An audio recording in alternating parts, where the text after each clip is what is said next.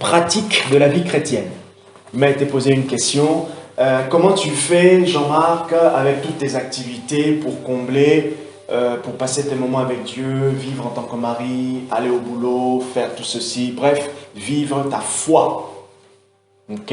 Dans notre foi, on a bien sûr notre témoignage envers Dieu vertical et notre témoignage envers les autres horizontal, notre prochain. Et c'est pour cela certaines personnes ont même dit que ça fait la croix. Certaines personnes ont vu ça de cette manière. C'est pas mal. Écoutez, c'est pas mal en tout cas. Donc, pratique de la vie chrétienne, nous avons comme texte 1 Corinthiens chapitre 9. 1 Corinthiens chapitre 9. Et donc, dans ce texte, à partir du verset 23, on va le lire tout à l'heure. Donc, j'ai parlé, donc ça c'est la troisième fois. La deuxième fois, c'était le mercredi dernier. La première fois, c'était le mercredi il y a 2 semaines. Et j'ai parlé, au fait, bien sûr, de la négligence spirituelle. Et là, depuis le mercredi dernier, je parle de la discipline spirituelle. Ok? Dans la négligence spirituelle, j'avais parlé des causes, j'avais parlé des symptômes. Et j'ai bien dit que dans la pratique de la vie chrétienne, bien sûr, je suis converti, je suis venu à Christ depuis un certain moment, 5 ans, 10 ans, quel que soit ce que vous voulez. Donc, pour vivre votre foi, au-delà de tout ce que vous pouvez faire à côté, la sanctification, bref, toutes ces choses-là, il y aura 2 choses qui vont se conjuguer ensemble, ça sera la négligence ainsi que la discipline. Donc, on va faire face par moment, on va faire face, on devra éviter la négligence et on devra conjuguer, ok, la discipline. Alors, dans la discipline, j'ai écouté quelque chose, Barbara m'a fait écouter quelque chose d'intéressant hier soir. J'espère que j'arriverai à le... Dans la discipline, je vous ai dit mercredi, je ne veux pas au fait nous emmener à une certaine... Enfin, je veux nous emmener à une certaine rigueur. Nous devons être rigoureux. Hein, comme quand on met dans les CV, voilà, vous parlez de vous et tout ça. Après, vous dites rigoureux dans son travail. Voilà, comment on se vend sur les CV, on dit qu'on est rigoureux. Donc, je veux bien sûr nous emmener à une certaine rigueur, mais surtout bien comprendre le cycle de la rigueur. Vraiment nous faire comprendre l'importance ou l'aspect de la discipline. C'est pour cela, aujourd'hui, je vais rapidement rappeler ce que je parlais comme la définition de la discipline spirituelle et je vous parlerai un peu plus de la différence entre la discipline et le légalisme. Parce que quand on applique trop de discipline, si on ne fait pas attention, on va tomber dans une forme de légalisme. Ok? Donc on va être légaliste. Et quand on est légaliste, on passe complètement à côté de Dieu. On passe à côté du mouvement de l'esprit. Notez ceci, la discipline spirituelle est possible quand l'esprit de Dieu engage un élan intérieur, dans notre être intérieur. La discipline spirituelle est possible quand le Saint-Esprit engage un élan dans notre être intérieur. Paul dit que c'est Dieu qui crée en nous le vouloir et le faire selon son bon plaisir. Philippiens 2, versets 12 à 13. Cette activité de l'Esprit, c'est cette activité de l'Esprit qui donne l'enthousiasme à la vie chrétienne. Ok? Donc, l'élan, en fait, qui produit, qui est derrière, c'est comme l'essence. L'essence, hein, pour le moteur, c'est le Saint-Esprit. Cette capacité à se dire, j'aime bien, je veux prendre, je veux à ce moment, je veux faire un programme, je veux essayer de respecter,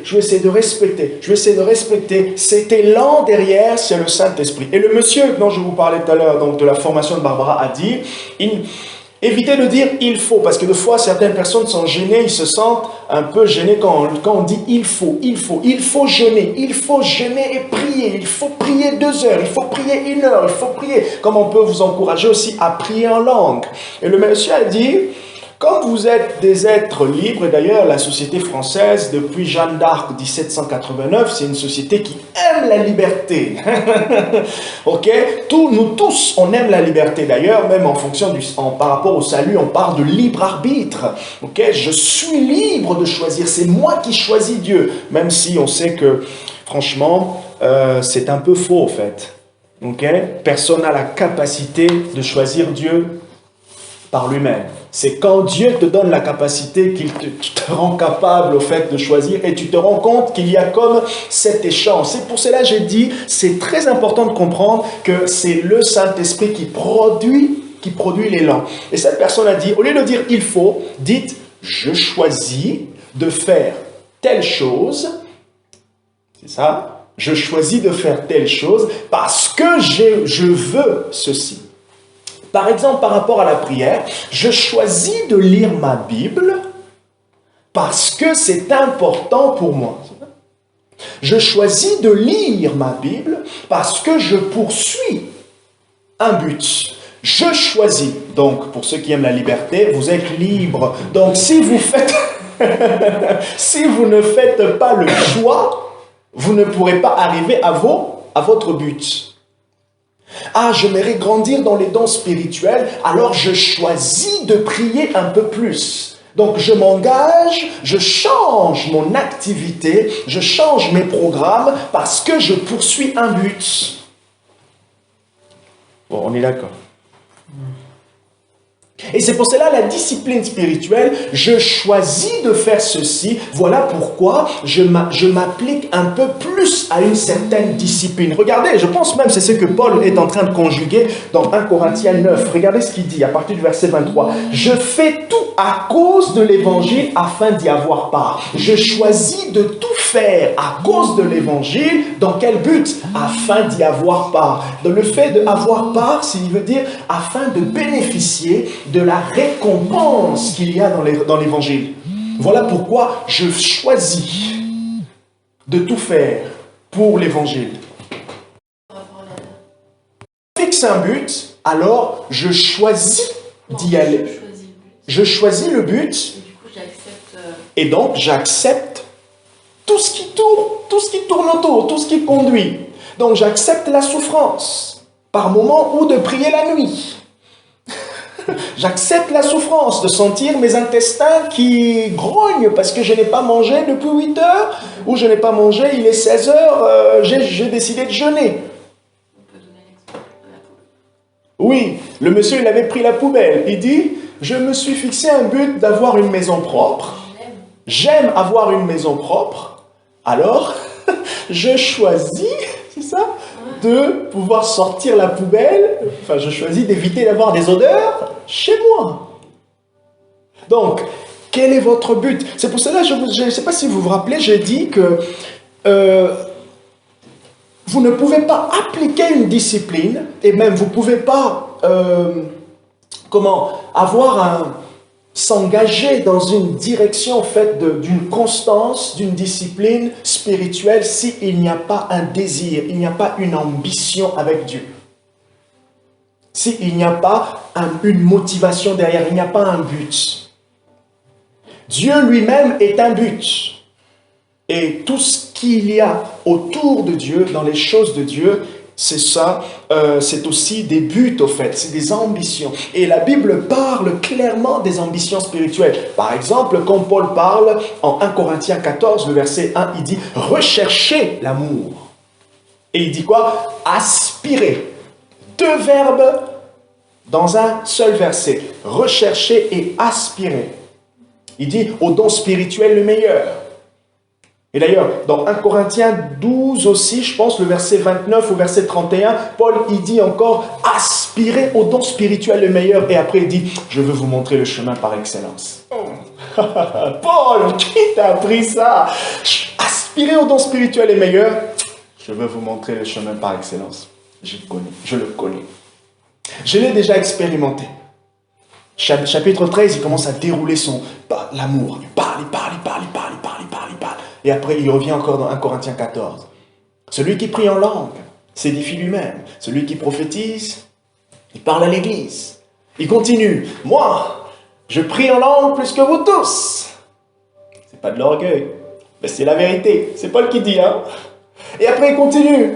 Il dit, mais alors, si parmi vous, quelqu'un prie en langue et qu'il n'y a pas d'interprétation, il continue après plus loin et dit, alors, recherchez à posséder avec abondance les dons spirituels. Et encore, il va encore plus loin, il dit, aspirez aux dons spirituels.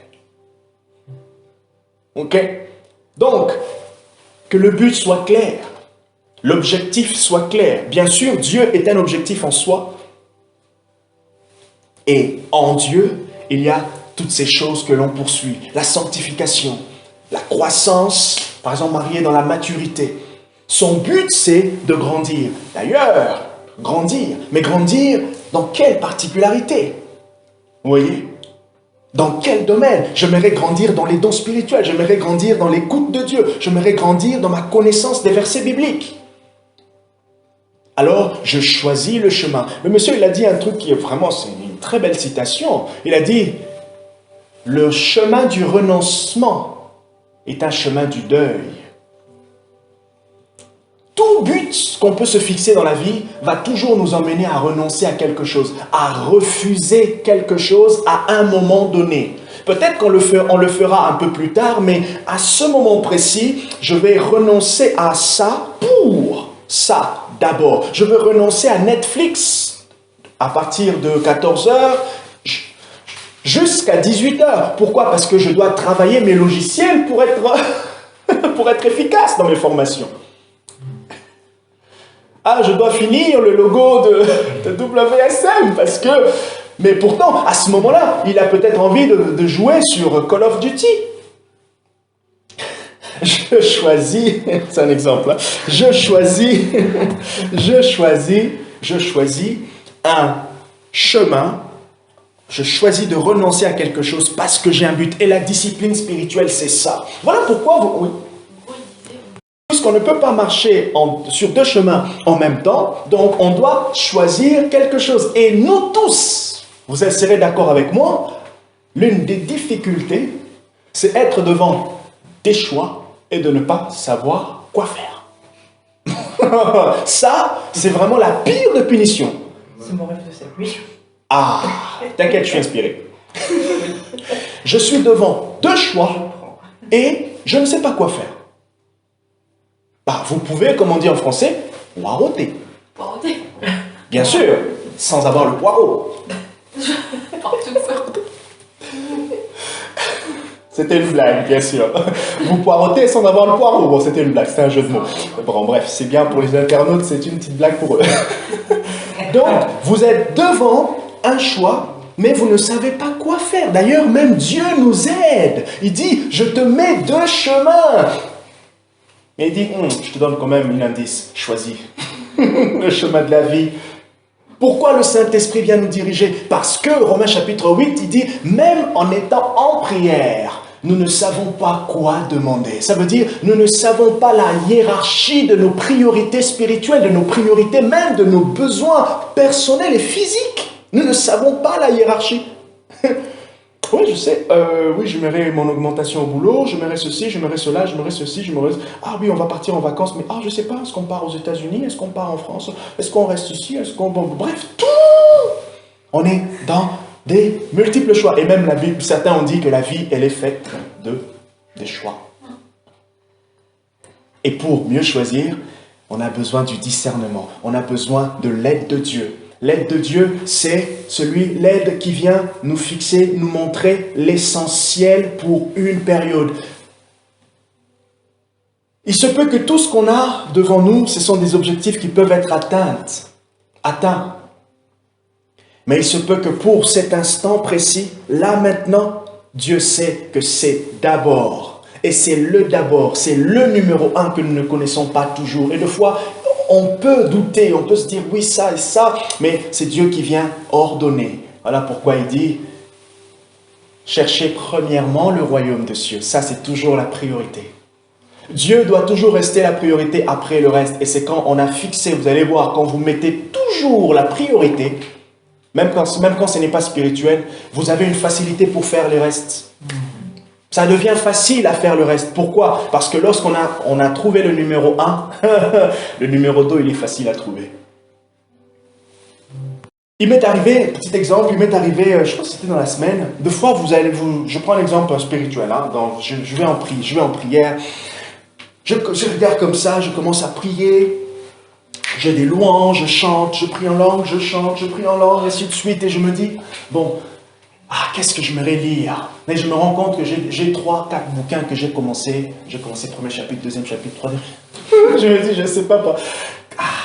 Du coup, tu es là, mais il faut que je continue. Tu sais que, non, c'est important que tu finisses ces chapitres. Mais tu dis, mais du coup, comment tu regardes les chapitres? Ces chapitres, c'est intéressant, ce livre, c'est intéressant, mais je ne sais pas par quoi commencer. Tu es un peu partagé. Du coup, ce que je fais, et des fois je me dis, bon, est-ce que je lis la Bible? Je lis la Bible, ou soit je lis ce livre, parce qu'il faut que je termine ce livre. Mais il faut que c'est bien aussi, non? Quand on prie, il faut lire la Bible, non? Mais du coup, si tu ne lis pas la Bible, tu pries, mais tu lis un livre et tu n'as pas lu la Bible, mais et qu'est-ce que je fais? Aucun des deux.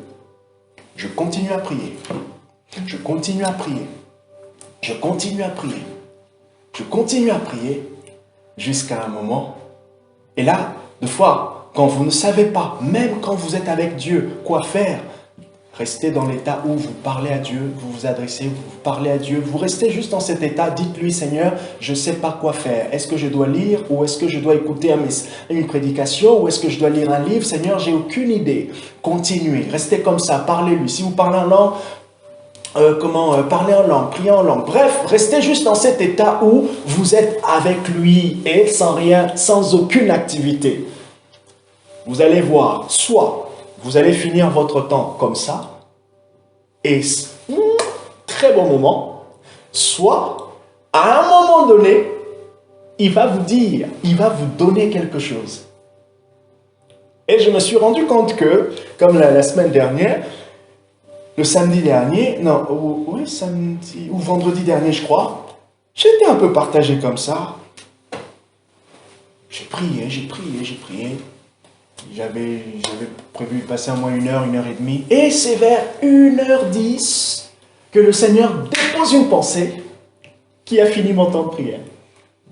Une pensée comme ça. Des fois, en fait, on ne va pas dans la présence de Dieu pour se remplir d'activité.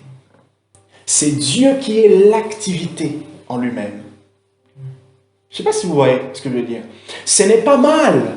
C'est vrai, des fois, vous sentez que dès le début, vous devez aller rentrer en prière et lire un passage. C'est Dieu qui vous conduit. Mais par moments aussi, des fois, on pense que on se remplit d'activité. Ouais. Et du coup, des fois, vous entrez dans cet engrenage, vous allez avoir l'impression d'être perdu et c'est là qu'on peut tomber dans une forme de légalisme. Je fais, je remplis mon temps, c'est sectionné. Ok? Il faut toujours accorder cette liberté à l'esprit. Et comment est-ce qu'on va savoir là où Dieu est en train de nous conduire? C'est quand vous évaluez un peu, c'est pendant que vous êtes en train de vous adresser à Dieu, qu'est-ce que Dieu est en train de produire en vous? Qu'est-ce qui est en train de se passer dans votre flux intérieur, le flux intérieur de votre être, les pensées? Vous allez voir, vraiment, faites cet exercice quand vous êtes en prière. Votre cœur est totalement ouvert. Même si vous avez des livres que vous voulez continuer à lire, commencez d'abord à vous adresser à Dieu. Concentrez-vous, c'est Dieu d'abord. Ok? Dieu d'abord. Et petit à petit, vous allez voir que après, Dieu va conduire. Il y aura il va vous emmener en fait à l'entonnoir, à la pointe, le dernier point. Vous voyez, vous venez comme ça avec toutes vos idées et Dieu,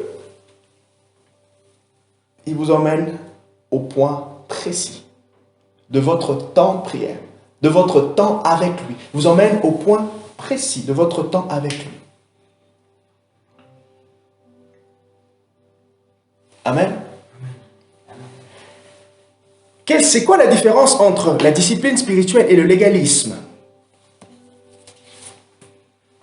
D'ailleurs, le légalisme, c'est quoi? J'ai dit la dernière fois, les dangers de la discipline spirituelle, c'est premièrement une quête incessante de la connaissance mystique. La connaissance mystique, c'est un peu l'idée où on est dans l'extrême de la révélation. Et des fois, c'est des révélations extra-bibliques. La Bible parle par elle-même. La Bible n'a pas besoin... non. La Bible parle par elle-même. Ok?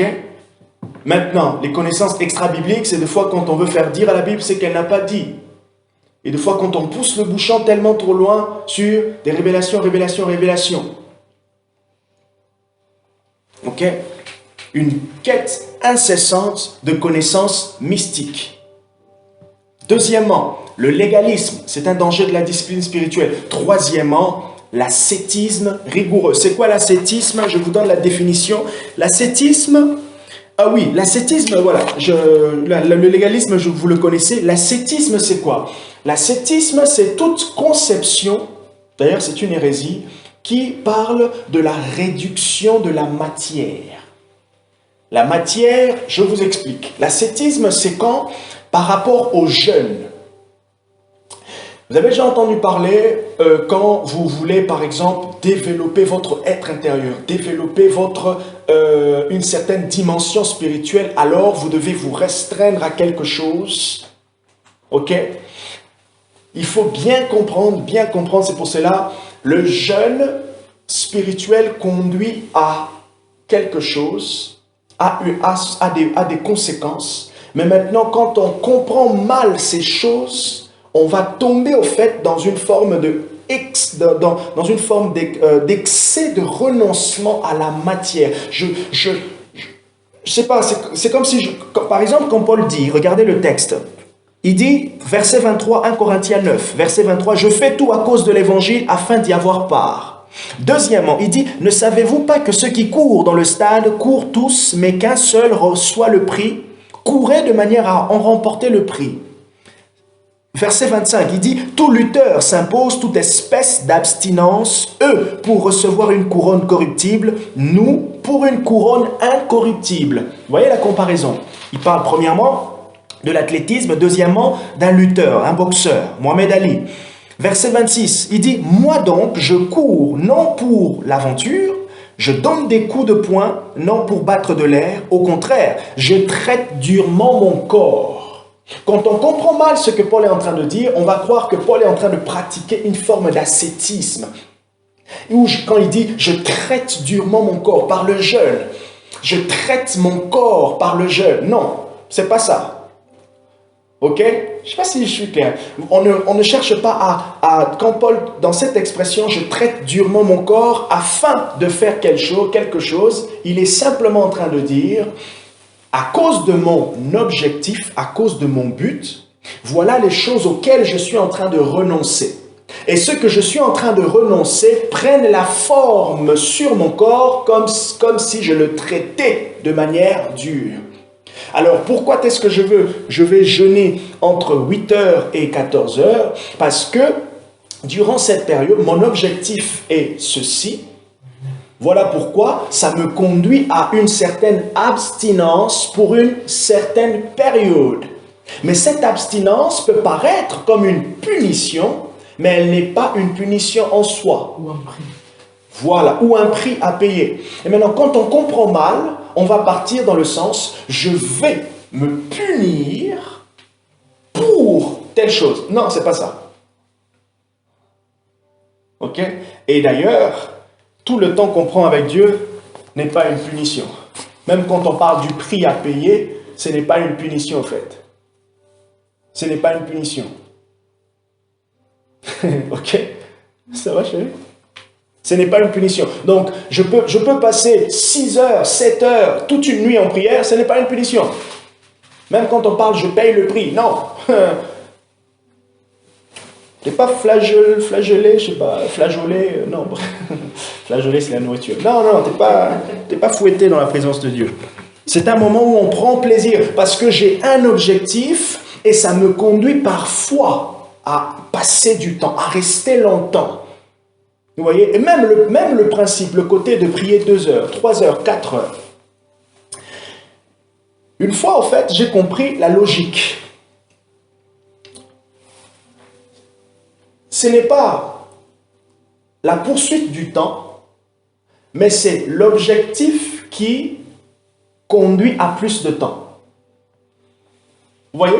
C'est l'objectif, c'est l'activité, c'est ce que je cherche qui me conduit à un peu plus de temps, à y consacrer un peu plus de temps. Et je parlais tout à l'heure de maîtriser un logiciel. Quand vous voulez maîtriser un logiciel, quand vous voulez maîtriser quelque chose, en connaître un peu plus, vous aurez besoin du temps. Et là, le facteur temps fait en sorte que vous essayez d'aller plus loin, vous engagez la patience, l'attente, vous regardez un peu plus, vous vous posez des questions. Et c'est pareil. Quand vous restez 1 heure avec Dieu, c'est peut-être parce que la louange était longtemps. Et là, vous étiez dans des réflexions. Voilà, c'était tellement prenant que vous êtes resté longtemps jusqu'à... Il y avait ça, ça revenait, je notais, jusqu'à ce que... Oh, je me rends compte, j'ai fait 1 heure. Et je dois vaquer à autre chose. Ok? La discipline spirituelle fait ceci. Elle s'attache à approfondir la spiritualité. J'aimerais dire là, la relation avec Dieu. Par contre, le légalisme s'attache à donner une forme. La discipline spirituelle s'attache à approfondir notre relation avec Dieu. Par contre, le légalisme s'attache à donner la forme à la spiritualité. Donc, quand je m'applique à la discipline spirituelle, rappelez-vous, c'est par l'élan de l'esprit. Ce que je veux faire, c'est ce qui se produit, l'état de mon cœur, l'échange dans mon cœur durant ce temps avec Dieu. C'est ce qui est important, non pas la forme du temps.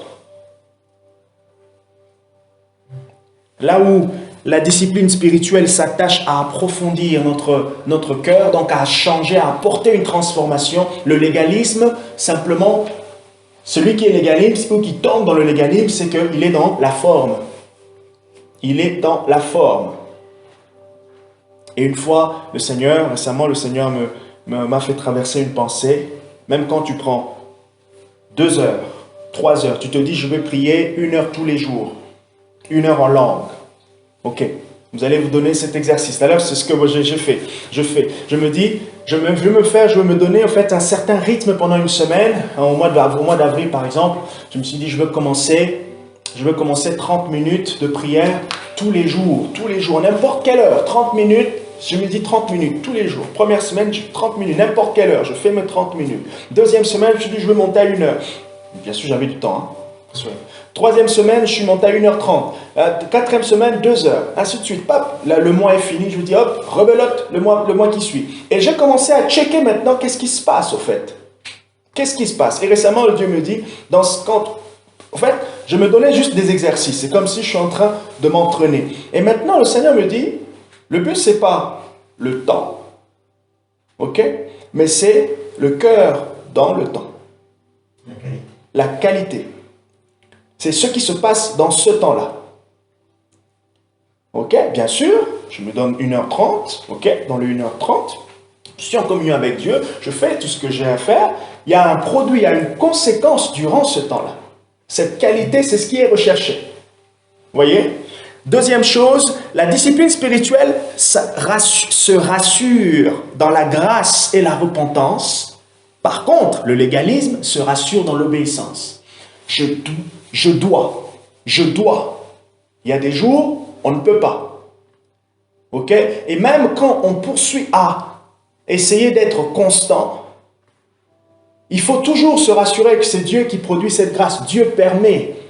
Ce n'est pas parce que l'on est constant que l'on obtient. Non, ce n'est pas ça.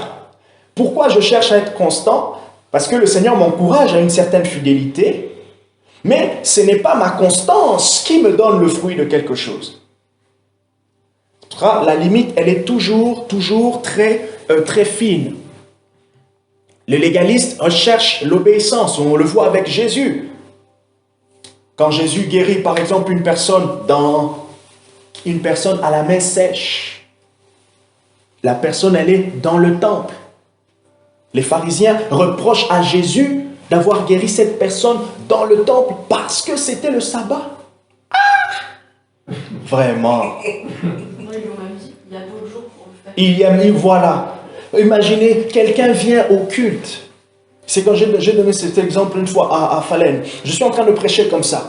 Et paf, je vois, par exemple, Chloé, ça va? Elle n'est pas bien. Parce que je suis en train de prêcher, Chloé est en train de m'arrêter dans mon rythme, je ne m'occupe pas d'elle. Vous voyez un peu le légalisme? Et pourtant, c'est quoi? Je dois savoir que pendant que je suis en train de prêcher, l'Esprit est avec moi, mais l'Esprit aussi est avec vous, et il est en train de faire des choses. Donc, il se peut que Chloé est en train de pleurer, ou elle saute de joie. Je prends un exemple. Elle saute, elle commence à crier. Moi, je dis, vous voulez? Tu déranges. Avant de dire tu déranges, dites simplement, est-ce que ça va? Qu'est-ce qui se passe? Vous allez chercher le pourquoi. Et dans le chercher le pourquoi, elle peut dire, comme un Rodrigo, tu as dit une parole qui m'a libéré. Vous voyez un peu? Maintenant, le légaliste, si j'étais légaliste, Chloé, tu déranges. Vous voyez un peu? Donc, par exemple, Barbara intervient, tac. Ok? C'est pas toujours évident. Et comment est-ce que vous pouvez, des fois, discerner que vous commencez à être légaliste quand, lorsque vous prenez un de temps avec Dieu, vous ne sentez plus le cœur? Ça ne vous affecte plus. Dans vos moments avec Dieu, vous ne sentez plus... en fait, ça ne vous prend plus de l'intérieur. Non, alors là, dites-vous, Seigneur, pourquoi? Je ne dis pas que vous devez tout le temps pleurer, non. Il peut arriver que vous pleurez, il peut arriver que vous ressentez une joie, mais il y a une interaction, il y a un plaisir qui a différentes formes. Troisième chose, la discipline spirituelle pousse à élever Dieu et l'autre. Le légalisme pousse à sa propre élévation. Vous vous rappelez, non? Celui qui était dans le temple, il dit, oh Dieu, je t'élève parce que tu m'as fait ceci. Par contre, mon frère à côté, il n'est pas comme moi. Oh, waouh, je suis différent. Oui, moi, je suis différent. Lui, il n'est pas comme moi. Voyez un peu le légalisme. Les personnes qui sont dans la religion.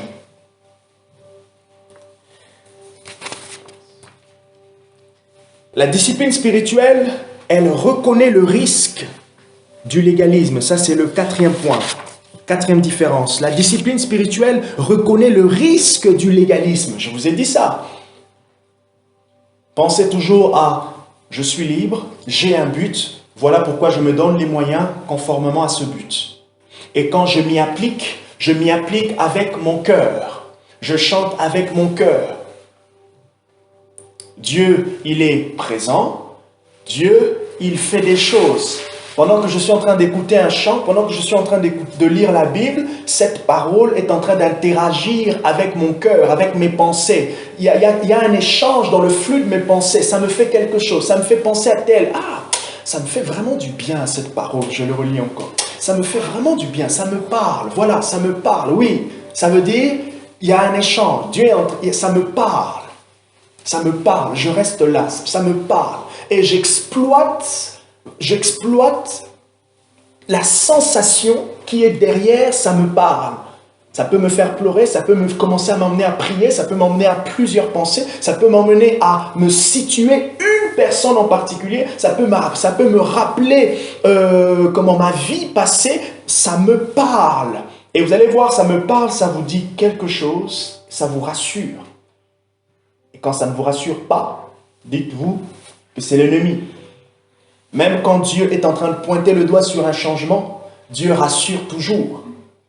Jean chapitre 8, la femme à la perte de sang, la femme qui a été condamnée, qui a été prise en flagrant délit d'adultère, cette femme, je pense qu'elle s'est rendue compte qu'en présence de Jésus, c'était même mieux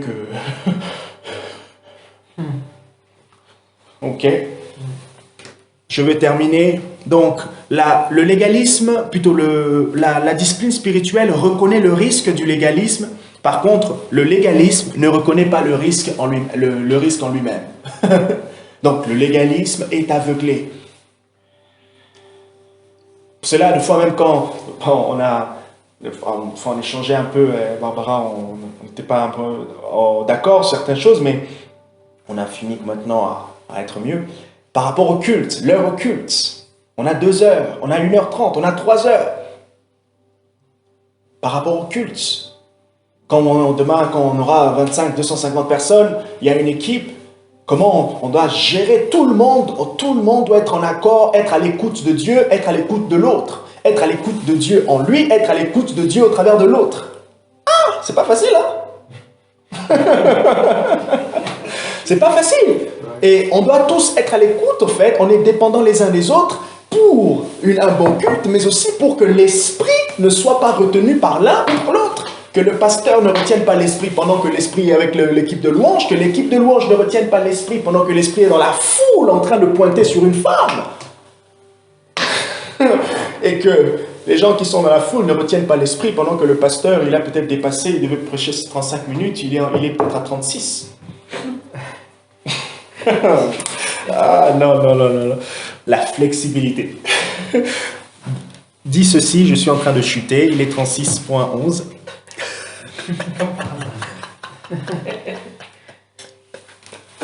Oh mon Dieu, il est 12h17. Bon. Donc, je reprends les 4 points et je donnerai la suite le mercredi et je vais clore ce point sur la discipline spirituelle. J'ai dit que les dangers de la discipline spirituelle sont le légalisme et l'ascétisme. L'ascétisme, quand vous allez dans une sorte de maltraitance spirituelle. Non, il n'y a pas de maltraitance dans les choses de Dieu. Et même Paul ne parle pas de maltraitance lorsqu'il dit « je traite durement mon corps ». Mais par contre, il fait le choix. Il choisit quelque chose par rapport à son objectif. Même quand vous lisez Philippiens 3, il dit « j'ai regardé ça comme une perte à cause de Christ ». Okay? Philippiens 3 à partir du verset 7. La différence entre le légalisme et la discipline spirituelle, je vous ai donné 4 points. Premièrement, la discipline spirituelle s'attache à approfondir sa relation avec le Seigneur, tandis que le légalisme s'attache à la forme de la relation. Deuxième chose, la discipline spirituelle se rassure de la grâce et de la repentance. Donc, elle tient son fondement. Quelle que soit ma discipline, ce n'est pas ma discipline qui me donne le résultat, c'est la source qui me donne le résultat. C'est Dieu qui me donne le résultat et non pas ma discipline. Là où la discipline se rassure de la grâce, le légalisme se rassure de l'obéissance. Et on peut faire attention quand on emploie ce texte de Dieu aime les sacrifices. Non, Dieu aime plutôt l'obéissance que les sacrifices. Bien interpréter ce texte. D'accord? Et la discipline, troisième chose, la discipline spirituelle nous pousse à élever Dieu et l'autre, tandis que le légalisme se focalise sur soi. Moi, je suis ceci, moi, je suis cela. Et quatrième point, la discipline spirituelle reconnaît le risque du légalisme. Tandis que quand quelqu'un est légaliste, il ne voit même pas en fait. Donc, que le Seigneur nous aide. Comment est-ce que le Seigneur va nous aider? Je vous ai donné des points de checking, de vérification simples. Premièrement, se laisser conduire par l'Esprit. Et comment est-ce qu'on se laisse conduire par l'Esprit? Par l'interaction, ce que j'appelle le flux intérieur. Qu'est-ce que je ressens? Qu'est-ce qui est en train de se passer? Vers où mes pensées sont en train de m'emmener? Hier, j'ai commencé à prier. Je crois qu'il c'était 20 minutes. Et là, le Seigneur me met à cœur les visions.